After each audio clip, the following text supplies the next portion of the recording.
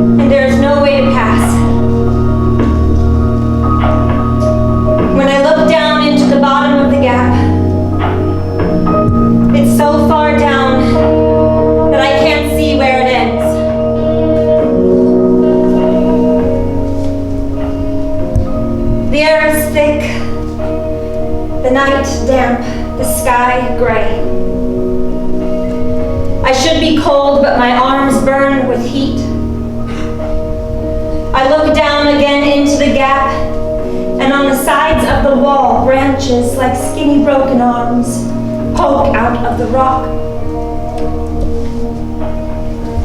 Suddenly, in the distance, on the other side of the gap, I see a white horse. It stops. It takes me in, locks eyes with mine.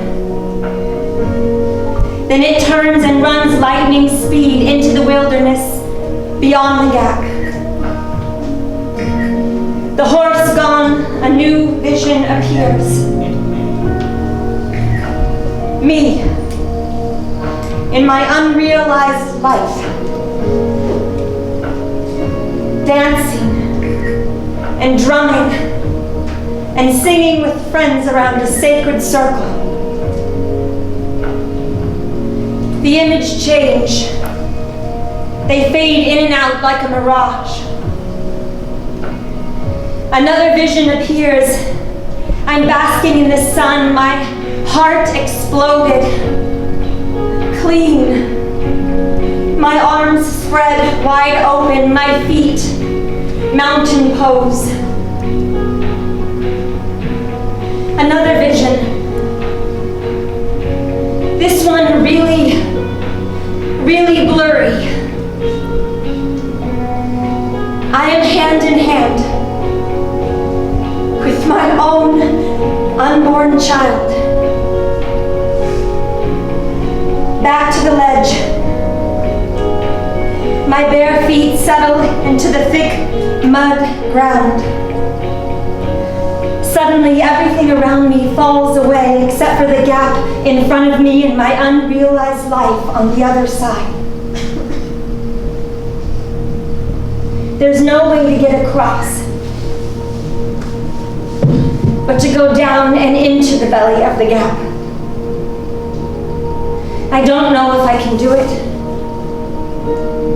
I slowly turn around and bend. I grip the ledge with the palm of my hands as my feet, one at a time, lower into the gap. My feet find the rock. My toes curl and wrap themselves around it. I release one hand from the ledge. I grip another rock. I keep going. They aren't wet rocks. They're dry rocks, as if they've been without rain for hundreds of years. I peek down and I see what looks like a route down the rock wall, but it's so far down I can't see the bottom. It's just blackness and endless silence. Another step down, and then another. I've always been good at climbing rocks, trees even.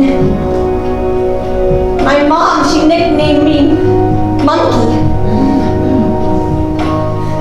The further down I go, the air gets thicker, my chest tighter, one rock at a time,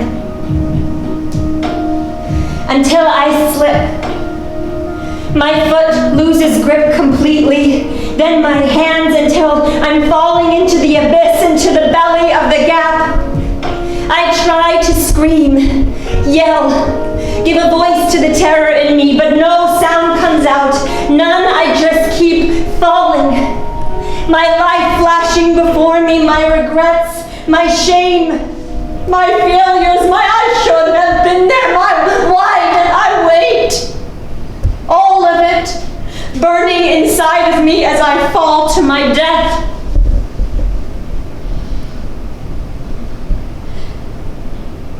I squeeze my eyes shut, as if that would somehow make it easier, somehow make it better. And then it all just goes black.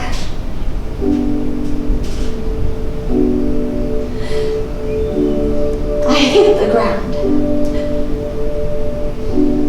I open my eyes. I'm not dead. I don't think. I have somehow landed in the center of the gap, without injury. I am in a ball, crouching, my hands flat against the rock, and I look up to what seems like hundreds of feet above. And I see the white horse. He's peering down at me again, and then gone. My hands cup the dirt with relief. I put my face to the rubble. I smell the rock and the muck, and I breathe in the thick air. I slowly start to rise, back first. I bring my head up last, still on one knee. I hear a humming.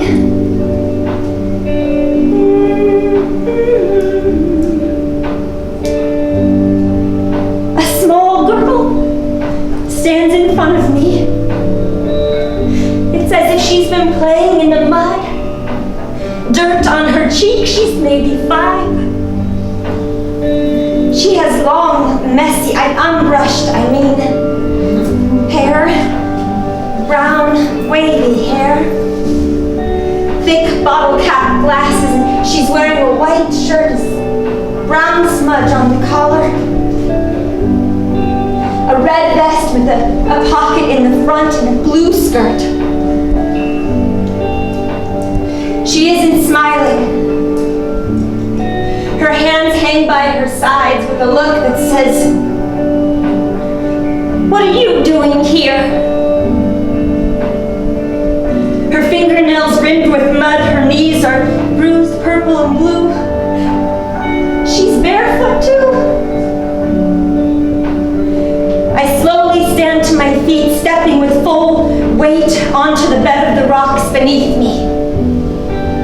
I see a large amethyst and a quartz crystal. I see faces and shapes of the rocks along the wall that I didn't see before. Familiar faces. I see worn notebooks, scattered pages torn out with the edges burned, handwriting that looks like mine. I see pictures tossed everywhere, some stuck half in the muck, some with dirt and rock covering the images, some with dark red markers scribbled so deep over the faces I can still see the whole images from my life. There's a fire burning off to the side, a small fire. And I realize in this instant that this girl is me. She picks up a rock and she chucks it at me. I duck. I stand here still for a chest, a standoff with this kid. Little B, little me. She stomps on the images and the pages from the notebooks and the notebooks themselves. She is so angry. She's on the other side of the small fire, and I realize that this is her home. She gets out a red pen and a purple piece of paper, and she writes, "Where did you go? Why did you leave me here? I hate you." She holds her paper up in front of her face. She hands me her paper and her red pen. I write on the other side, "Sorry." She snatches it back, she rips it in half, and she tosses it into the fire beside her.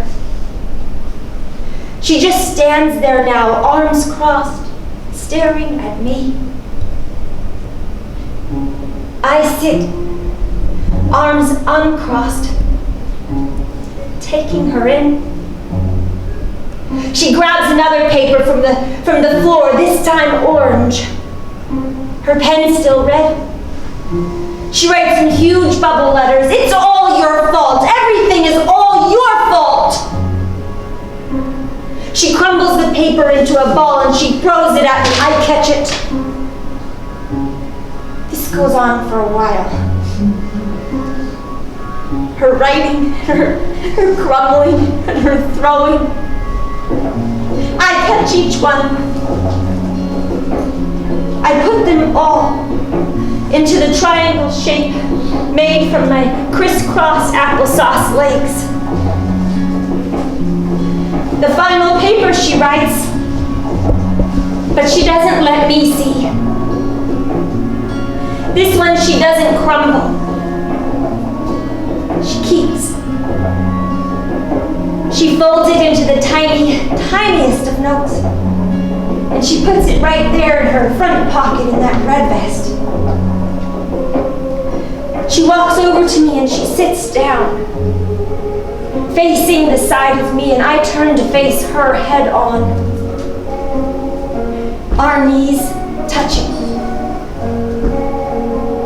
She takes the tiny note out of her pocket, and I notice her eyes suddenly soften, her shoulders relax, mine too. She leans forward and she gently grabs my hand and opens it and presses this tiny note into my palm, and she tells me, "Read this one out loud."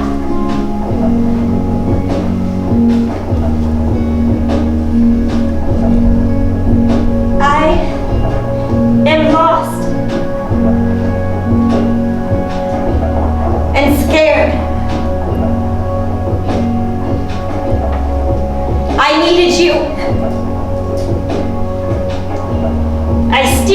need you.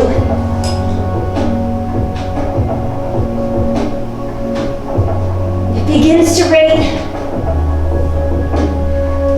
The air less thick.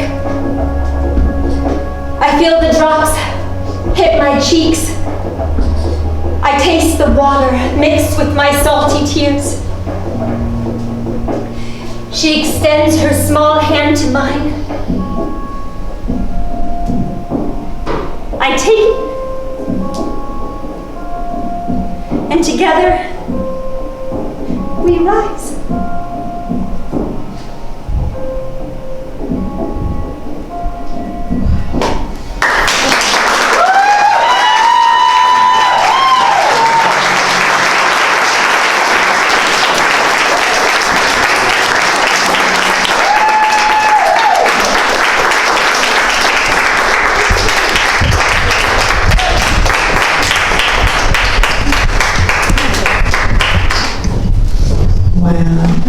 Really moving.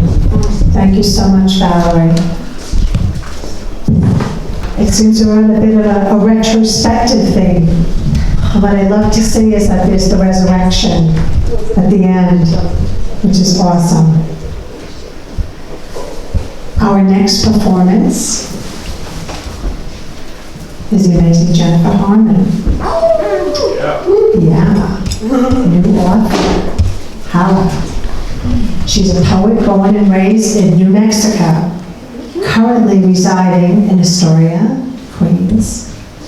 Inspired by her late mother, Patty, Jennifer's goal is to share this story with the world. Her work is influenced by personal relationships and the atmosphere of the Southwest Desert and the East Coast. She is thrilled to be releasing her first book, Celebrating Sound, a compilation of her mother's poetry and essays and her own work. It is a really awesome book.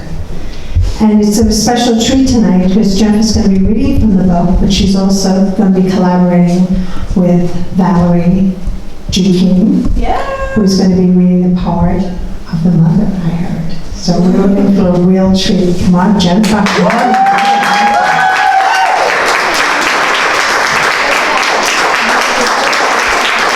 Thank you, Joan. I'm so grateful to be here with you all. I really am so connected to all the performers tonight. I'm so moved by everybody and so impressed, and I really feel so connected. I began writing poetry in junior high, definitely inspired by my mom when I found her folders of poetry.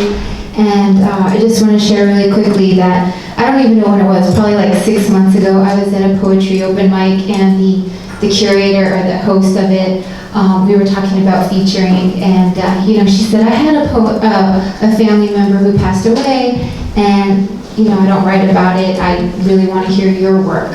If you ever feature, because I mixed them together. And I felt like that was a really powerful experience for me to have because I appreciated her feedback, and sometimes I really do struggle with that, and I really embrace reading poems I've written from junior high till now about the guys I dated and the loss I experienced in different ways. But you know what? I said, this is what I do, thank you.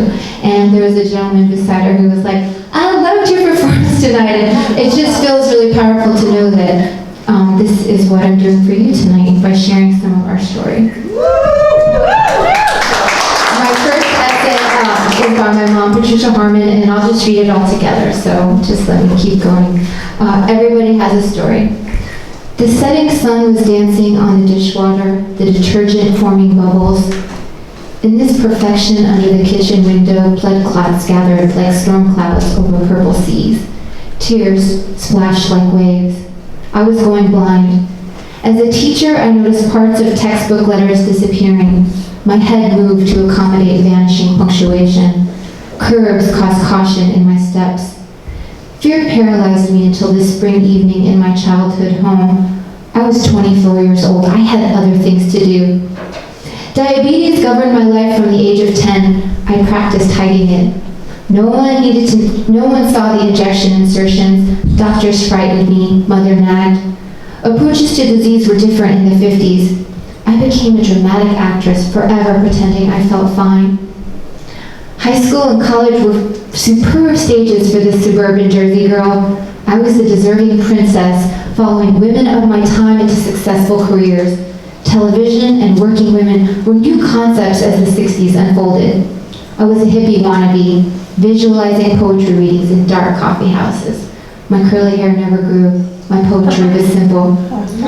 Following college, my parents believed in work. Teaching was temporary. The world awaited Patricia Ullman Harmon.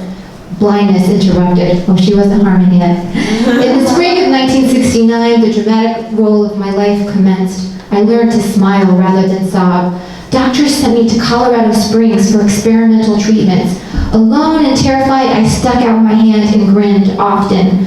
Colorful clothes and puffy hairdos became absolutes. I must not be a wallflower at my life's party. If I were going to walk with a long white cane, I must look damn good doing it. It worked. I earned a master's degree in special education from the University of Northern Colorado. When the world longed for a newly blinded teacher, just one opportunity developed in Alamogordo, New Mexico. I traveled Greyhound to the desert, celebrating employment. For 30 years, I taught at the New Mexico School for the Visually Handicapped. I married, raised a daughter, divorced. Looking back, the normalcy of my life surprises me. I did it blind. I don't understand how it happened. From that night in the kitchen, I realized the necessity to move forward. Blindness never removed my love for fashion and fringe. Visual memory thrives.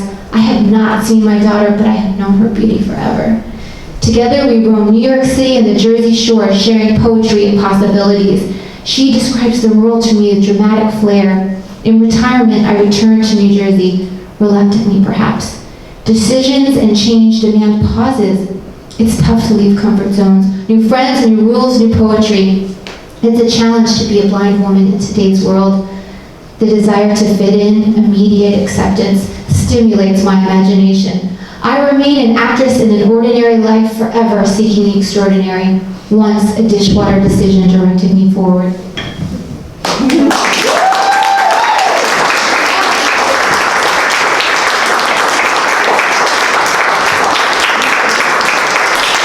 Involved soul. I find lancets in old purses and pants pockets. I find syringes in my luggage and dresser drawers. I find used test strips under couch cushions. I don't have diabetes, but in recent years it consumed me.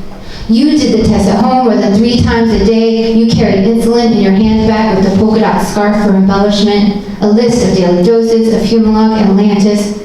You savored your independence, sometimes over your own safety. You picked when to check your sugars, how to dole out insulin, and when and what to eat. I hate diabetes. I miss it. Diagnosed at 10, Mom, you lived a whole life with type 1. Before I got involved, before I acted and labeled myself an expert, how the hell did you do it? I'm transferred back in time. I see your fingers, the turquoise ring from the Union Square Christmas tents. I miss those blood glucose tests. I miss holding your hand incognito under the table at dinner. The busy Italian restaurant in the West Village. Your surprise 65th birthday. Hold the lancet. Pierce the soft skin of your ring finger, middle, or index. One thick drop of blood on the end of the strip. The voice in the talking meter. 5, 4, 3, 2, 1. Your blood glucose level is 120. The perfect number when you feel your best. You told me this is fact, Mom. 50 or 30 was the low blood sugar danger zone. Lows included third speech and unconsciousness to come. Trouble arrived when numbers skyrocketed over 150. Irritability, nausea began. You desired normalcy. In the emergency room, blood sugar levels stabilized. Normal meant you could go home and get back to your routine. Your clubs, hairdos, shopping, ocean time, our adventures in the city and at the shore. Normal meant you could go home to type the story of your life on your talking computer. Double bypass, foot surgery, insulin injections into my body. We lived with it together. Diabetes became a part of my skin. Strength is hereditary.